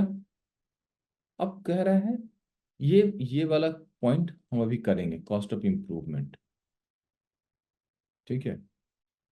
बाकी देखिए इसको अभी रुक जाइए, ये हम लोग जब ये वाला करेंगे ना फ्लैट वाला, तो वहां पे इस चीज को हैंडल करेंगे, लैंड में इसकी जरूरत नहीं। ये मेरा कैपिटल गेन आ गया। हाँ उज्जवल लेकिन कोई नाम को करना है पक्का और कल का ग्रुप में का भेंगू बन गया है, तो उसका भेंगू को बढ़ेगा, वो भेंगू को बढ़ेगा, वही भेंगू आएगा, वो भेंगू आएगा। भाई, जो सर्कल रेट होगा उज्जवल वही वैल्यू आएगा, लेकिन वो आपके हाँ कहने से नहीं आएगा। आपको एक वैल्यूअर गवर्नमेंट के अप्रूव होते हैं, उनको हायर करना पड़ेगा, उनसे एक लेटर, उसका स्टैम्प, सब कुछ लगेगा, वो डॉक्यूमेंट देगा, तभी वो अप्लीकेबल होगा। अदरवाइज वो आप वैल्यू नहीं चेंज कर सकते, हाँ ठीक है। अब नीचे आइए, तो कह रहा है कि भाई अब बताइए कौन आपका जमीन खरीद रहा है। कोई बताएगा कि यार अभी तो आपने कहा सर उसकी जरूरत है नहीं, ये क्यों डिटेल मांग रहा है वैल्यूअर की, कि वो बायर की डिटेल क्यों मांग रहा है। तो बताएगा कि जब मैंने अभी आप ही को बोला है कि बायर को तो कुछ करना नहीं, ये बायर का डिटेल क्यों मांग रहा है। Baik aku mengaku gua kamu enggak kamu enggak kamu bilang apa ya enggak नहीं, aku उसके लिए नहीं ngebahas होता, नहीं नहीं, उसके लिए नहीं, रुक जाओ रुक जाओ। उसके लिए नहीं कि जमीन उसके नाम पे है, नहीं, उससे उससे कोई लेना देना नहीं। और नहीं, ये कोई लॉजिक उसका नहीं है। और कोई, ये सब कॉमन सेंस का खाली क्वेश्चन। का इनकम कितना है इतने का कोशिश कर रहा है तो इस पर परफेक्ट, बस कहाँ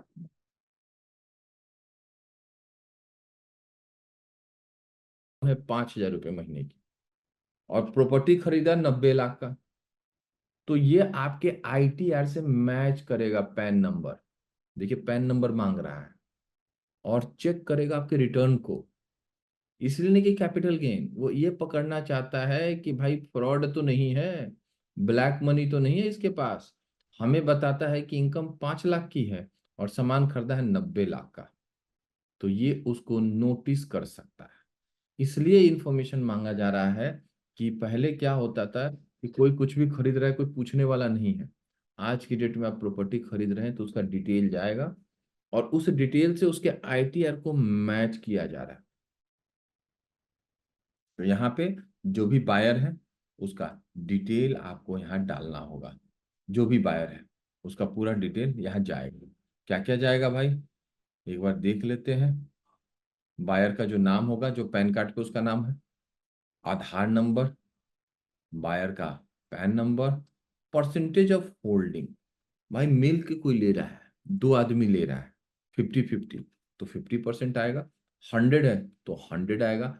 5 आदमी मिलके ले रहा है तो 20% आएगा। जितने आदमी उतने लोगों का डिटेल जाएगा। कितना अमाउंट उसका है बताइए।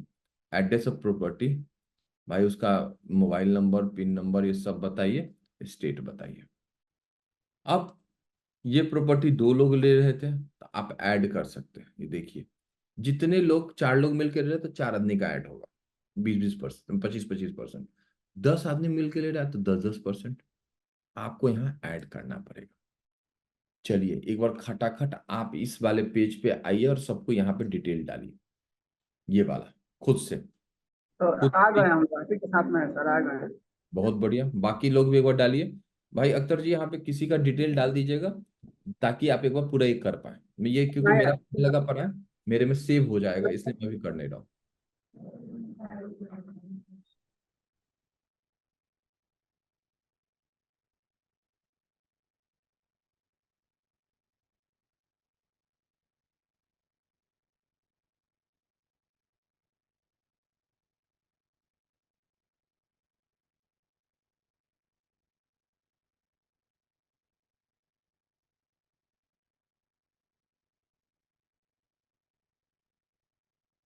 फटाफट सबको यहाँ पे आइए, क्योंकि ये बहुत इंपॉर्टेंट चीजें हैं भाई।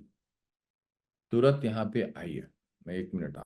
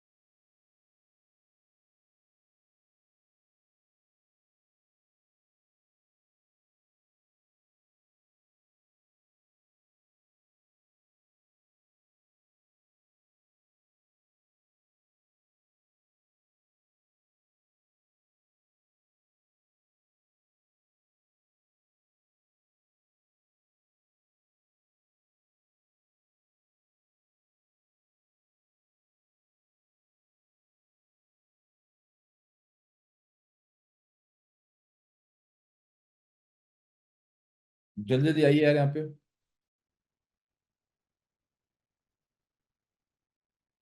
सर अमाउंट में जो परचेज किया है वही अमाउंट डालेंगे ना, 55,000। और जो अमाउंट है वही डालोगे। मैं तो इसलिए बताया कि आप अवेयर रहिए कि अगर कोई अपना करना चाहता, बचाना चाहता है, तो वैल्यूअर आप अपॉइंट करवा सकते हैं।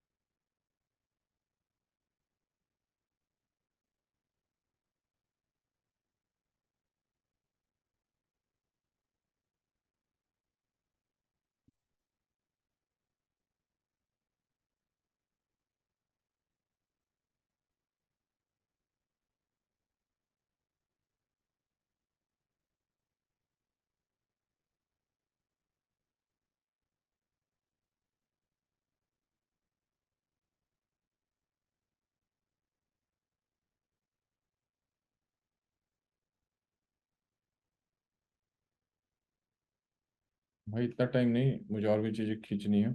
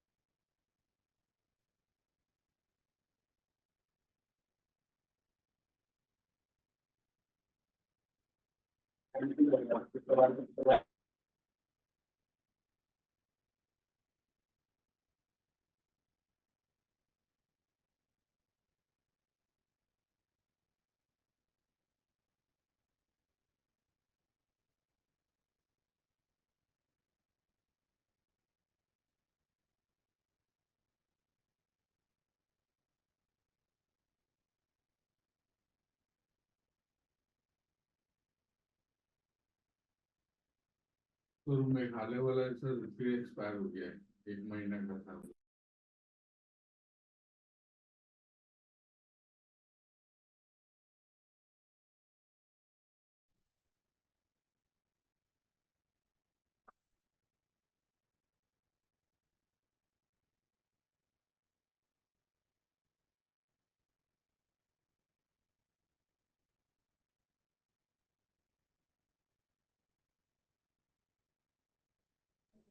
हो गया सर। बाकी लोग? हो गया सर। ओके, चलिए गुड। ये हो गया। चलिए मैं आता हूँ, इसको मैं कैंसिल कर रहा हूँ क्योंकि मैं ऐड नहीं कर रहा हूँ इसको। अब मैं दूसरे वाले ऑप्शन पे आ, मैं ना एक एक्सेल में, अभी रुको पहले उसको कर ले। एक फ्लैट वाले में मुझे कुछ चेंज करना है। अब लैंड वाला दूसरा है, दूसरा। बताइएगा डेट ऑफ परचेजिंग क्या था उसका। ऐड, मैंने क्या बोला हुआ है उसमें, डेट ऑफ परचेज क्या था? 2003 था। देखिएगा एक्सेल में क्या बोला है मैंने। 2000, हाँ 2003 का था ना परचेजिंग। भाई एक बार बोलिएगा कब का था। 2003 का था सर। 2003 का ही था ना। चलिए एक बार देखो 2003 कहाँ गया था?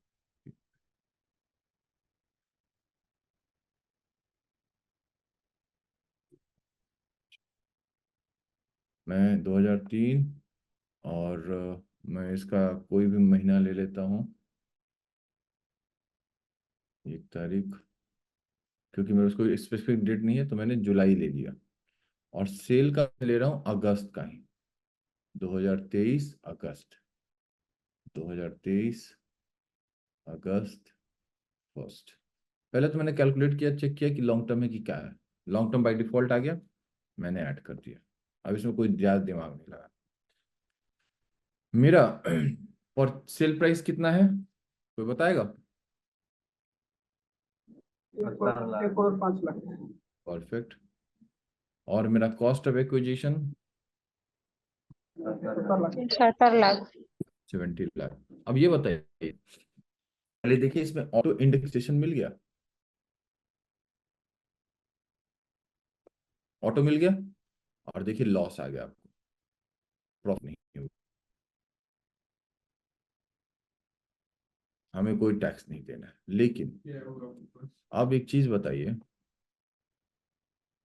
जो मैंने अभी 2001 वाला फॉर्मूला आपको समझाया था, क्या ये फॉर्मूला यहाँ लगेगा वैल्यूएशन वाला? नहीं सर। क्यों क्यों क्यों क्यों क्यों? क्योंकि फर्स्ट 2003 में परचेज किया गया है।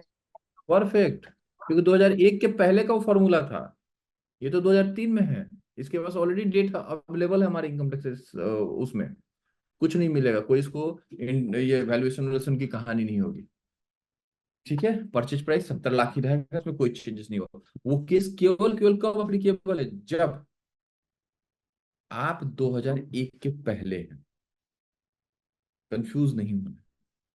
देखिए इस केस में आपके पास लॉस आ गया, कोई कैपिटल गेन नहीं है। ठीक है, अगेन वही बायर का डिटेल आपको डालना है। ये भी खटाखट एक बार डालिए, ऐड करिए ये भी।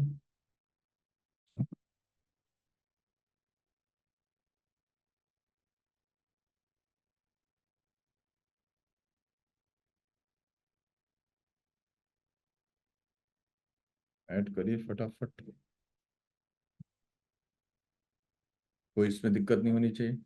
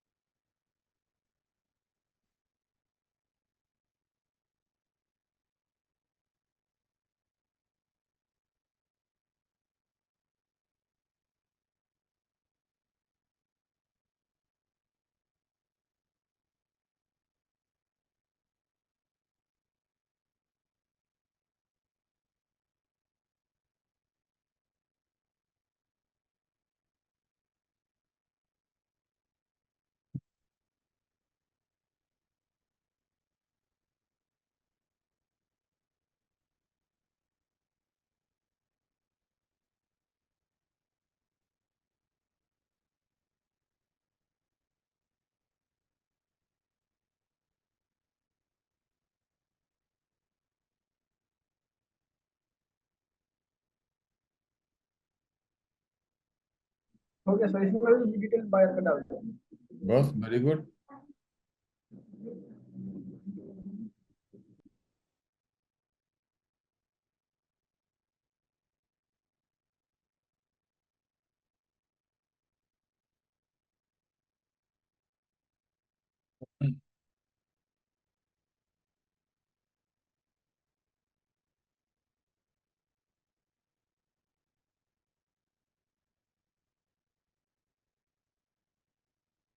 सब लोग जल्दी करो यार, क्योंकि मुझे थर्ड पॉइंट सबसे इंपॉर्टेंट है, वो भी कंप्लीट करना, फ्लैट वाला।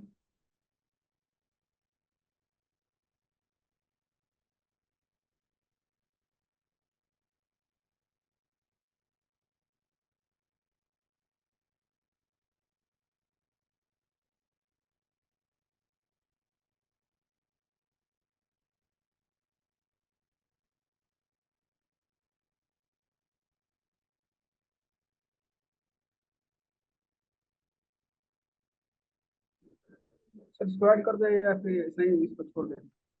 क्या भाई? इसको सर ऐड कर दें, ये छोड़ दें? ऐड करो, खाली एक ऐड कर लो, अच्छा रहेगा तुमको, तुम्हारे लिए ठीक रहेगा, ऐड कर लोगे तो। भिजवा दूंगा। हो गया सर ऐड। भिजवा सर।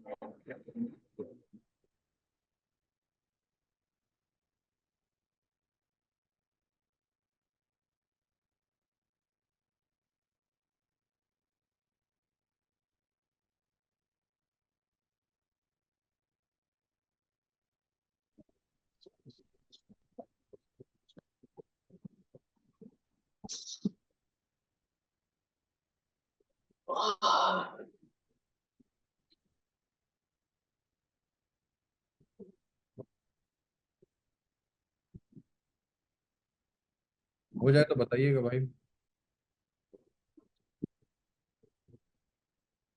हो गया सर। अब आइए, मैं आपको ना एक लास्ट वाले में थोड़ा मुझे मॉडिफाई करना था चीज। अब लास्ट वाला जो हमारा केस था,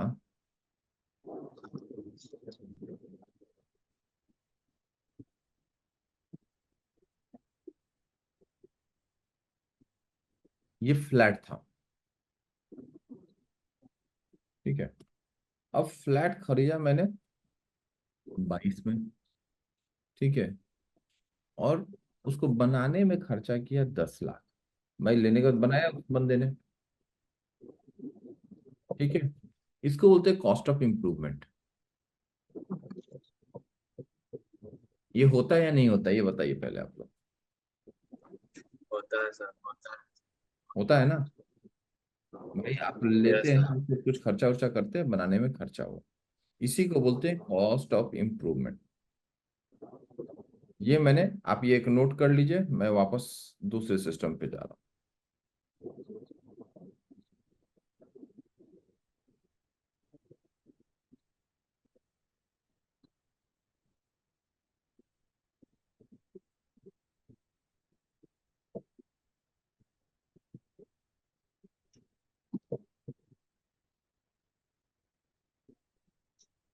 चलिए मैंने इसको कैंसिल कर दिया। अब अपलोड होने इसको जरा, चलिए मैंने ऐड किया। अब डेट ऑफ परचेस था इसका, जरा बताइए। 1 अप्रैल 2022। भाई 1 अप्रैल 2022, 2022 अप्रैल 1। और सेल डेट भी कर दीजिए आप 23। ये सब कहाँ मिलेगा? ये आपको उसमें मिलेगा, क्या कहते हैं, आपके जो सेल डीड होंगे उसमें होगा। इसको मैंने कर दिया।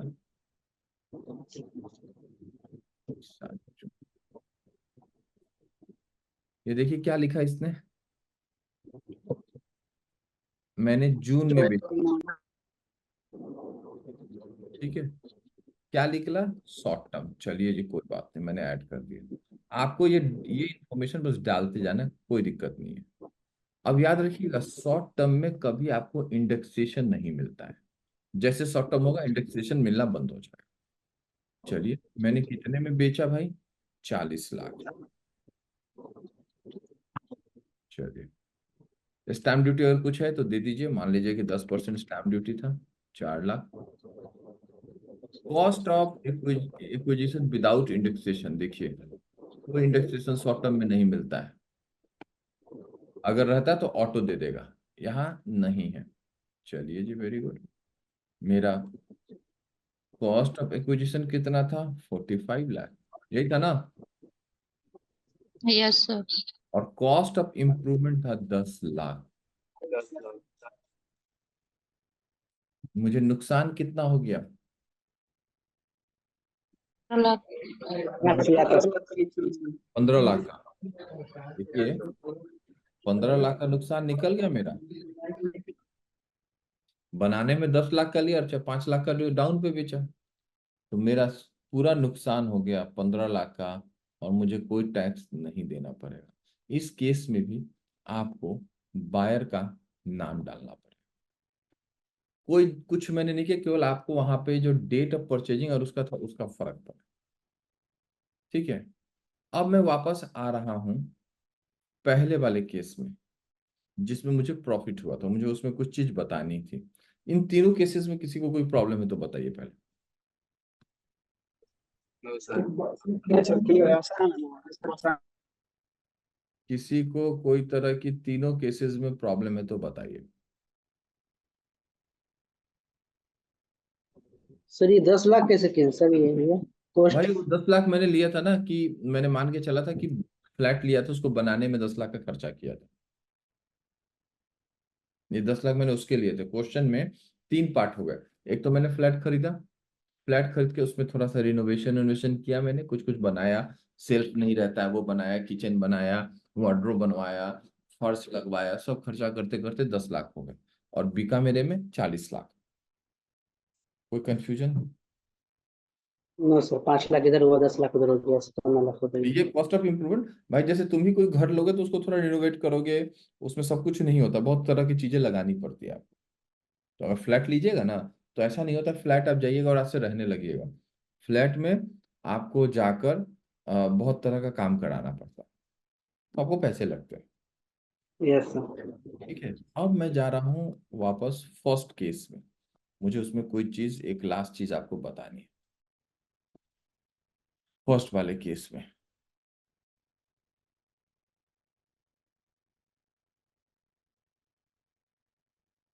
ऐड करता हूँ।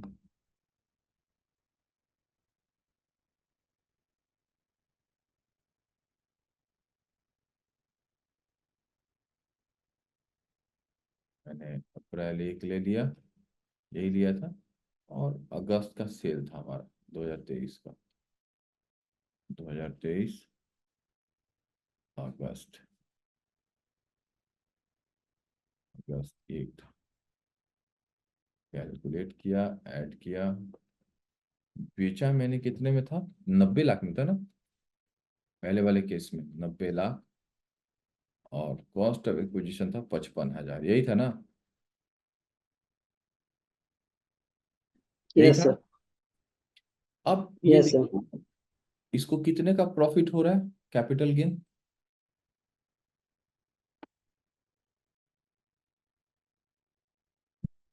भाई पढ़ के बताओ। 88,08,600। कोई कंफ्यूजन इसमें, किसको प्रॉफिट हो रहा है? नहीं सर। अब एक बात बताइए, अब आपसे क्लाइंट पूछ सकता है कि यार ये टैक्स कैसे बचाएं, टैक्स कैसे बचाएं?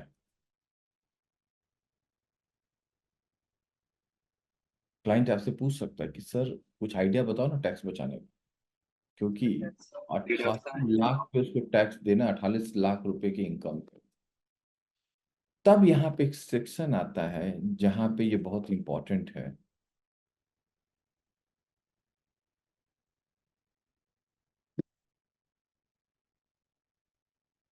जिसके थ्रू आप टैक्स बचा सकते। सेक्शन 54 है जहां पे आप टैक्स प्लानिंग कर सकते हैं। बचाने का मतलब टैक्स प्लानिंग। आप अपने कैपिटल गेन को बचा सकते हैं। कब? जब प्रॉफिट हो। लॉस में बचाना क्या है? लॉस में कुछ बचाना है? टैक्स। ऑलरेडी लॉस में है सर। ऑलरेडी लॉस में तो बचाइएगा क्या? ये कब आएगा? जब आप प्रॉफिट में रहिए। यस। चलिए जरा देखिए भाई, सेक्शन क्या क्या है। आपके काम का नहीं है क्योंकि सिलेबस में आपके नहीं है, लेकिन फिर भी एक बार बता रहा हूं। अब देखिए मैं एक एक करता हूँ सेक्शन। सेक्शन 54, 54B, 54EC और अलग अलग सेक्शन है। इसमें आपको मैं मोटा मोटी बता दूं, दो तीन कंडीशन होते हैं। या तो आपने जमीन बेचा और फ्लैट खरीद लीजिए, एक चीज। फ्लैट कितने का खरीदिए, जितना अमाउंट डालिएगा उसके हिसाब से। मैं 1 मिनट के लिए मान लो कि मैंने 1 करोड़ का फ्लैट खरीदा। देखो मेरा टैक्स 0 हो गया। लॉन्ग कैपिटल गेन गायब हो गया मेरा, यस सर। क्योंकि आपका गेन था 88 और उससे ज्यादा आपने लगा दिया। एक कंडीशन कहता है कि आप प्रॉपर्टी में री इन्वेस्ट कर दीजिए। कितने दिनों में? 12 महीनों में। एक कंडीशन। दूसरा कहता है एक कैपिटल गेन बॉन्ड्स होते हैं, एनएचएआई के होते हैं और गवर्नमेंट के 2-3 बॉन्ड होते हैं, जिसमें रेट ऑफ इंटरेस्ट है 3%, 2% का। गवर्नमेंट कहती है देखो भाई, अगर पैसा बचाना तो एनएचएआई बॉन्ड में लगा दो। अगर आप एनएचएआई बॉन्ड में लगाएंगे तो 5 साल पैसा यूज नहीं कर सकते हैं, लॉक इन हो जाता है, वो पैसा गया 5 साल। और रेट ऑफ इंटरेस्ट 3%, 3.5% के आसपास होता है। उसके थ्रू आप पैसा बचा सकते हैं। तो ले दे के कैपिटल गेन बचाने का ही दो तरीका है। एक, री इन्वेस्ट करिए प्रॉपर्टी में। दूसरा, बॉन्ड खरीद लीजिए। ये बॉन्ड कहाँ मिलते हैं? एसबीआई में जाके आपको बात करनी पड़ेगी। एचडीएफसी में जो बड़े बैंक है वो एक फैसिलिटी प्रोवाइड करते हैं, वो आपको बॉन्ड देंगे। और ये कार्यक्रम सेल डीड होने के 12 महीने के अंदर हो जाना चाहिए। अब क्वेश्चन है कि सर मुझे फ्लैट खरीदना था लेकिन अभी 6 महीने से ढूंढूंगा, 8 महीना ढूंढूंगा, तभी तो खरीदूंगा ना। तो उसमें भी एक पचड़ा है। ये सब इसलिए बता रहे हैं कि आपको केवल नॉलेज होना चाहिए सब चीज। तो गवर्नमेंट ने कहा ठीक है भाई, कोई बात नहीं, आप कैपिटल गेन अकाउंट खोलो एक। ये अकाउंट आपने कभी सुना ही नहीं। कैपिटल गेन अकाउंट एक होता है जो कि जनरली एसबीआई खोलता है, स्टेट बैंक ऑफ इंडिया। उसके पास जाके आप कभी मौका मिले तो आप अपने अगल बगल जो भी एसबीआई हो वहां जाके पूछिएगा कैपिटल गेन अकाउंट खोला। वो उसके ब्रांच मैनेजर को भी नहीं पता होगा, हम गारंटी दे रहे हैं। 90% लोगों को नहीं पता कैपिटल गेन अकाउंट भी होता है। तो अगर आपके खरीदने में टाइम है तो उस केस में आपको एसबीआई में जाके कैपिटल गेन अकाउंट खोलना पड़ता है और पैसा उसी में रखना पड़ता है।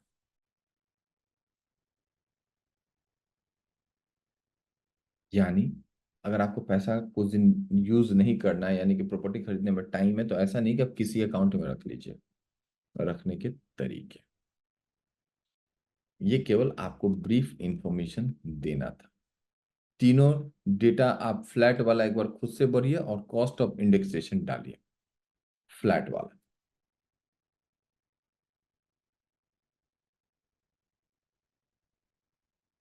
फ्लैट वाला डालिए तुरंत।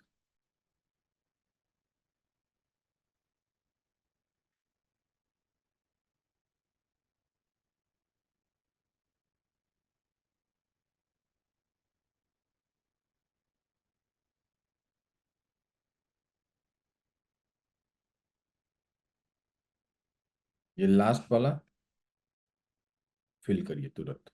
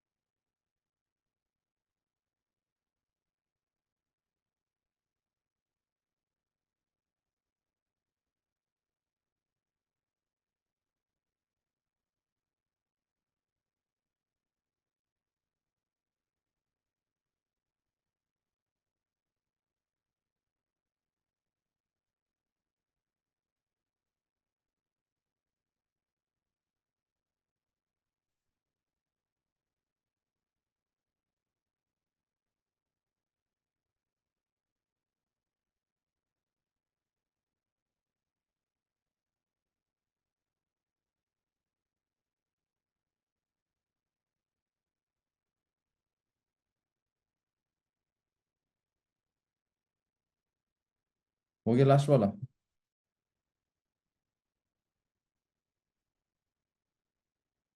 लास्ट वाला हो गया? जी सर सर हो हो गया। गया। क्वेश्चन समझो क्योंकि मेरी मीटिंग है, 10 मिनट में शुरू हो जाएगी। भाई मैंने 2 क्वेश्चन दिया कि समझ लीजिए, फिर अपना करते रहिएगा। केस 1, केस 2, ठीक है भाई। लैंड है पहला वाला केस। उसने 1,90,000 का खरीदा जनवरी 98 में, और 2001 का कॉस्ट जो था वैल्यूएशन रिपोर्ट के हिसाब से 5,50,000 थी। तो आपको देखना है क्या करना। और इसने 72,50,000 में बेच दिया। पहला केस ये है। दूसरा है फ्लैट है। फ्लैट क्या है? 85 लाख का फ्लैट खरीदा जुलाई 2005 में।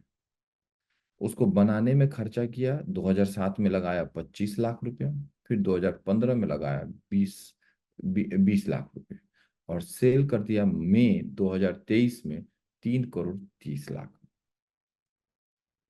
किसी को कोई कंफ्यूजन है तो बताइए।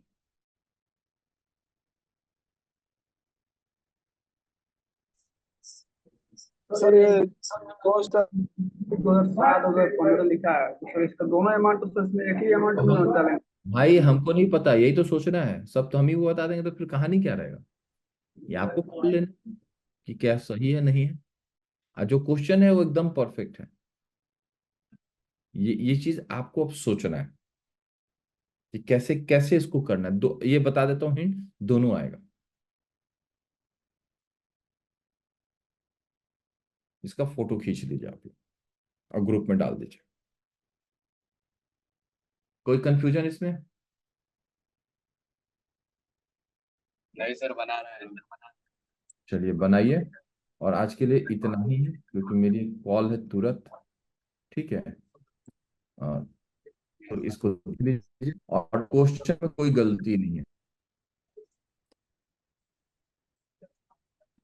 ठीक है? क्वेश्चन में कहीं सर कोई, लास्ट। ठीक है? किसी को क्वेश्चन में तो कोई कंफ्यूजन नहीं है ना? नहीं। No question sir. लिख लिया? ये सर स्क्रीनशॉट ले लिया। चलिए स्क्रीनशॉट आप ग्रुप में भी डाल दीजिए। तो भाई आज के लिए इतना ही है।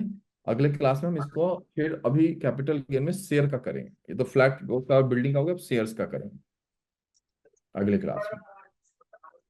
ठीक है, चलो, ओके बाय, टेक केयर।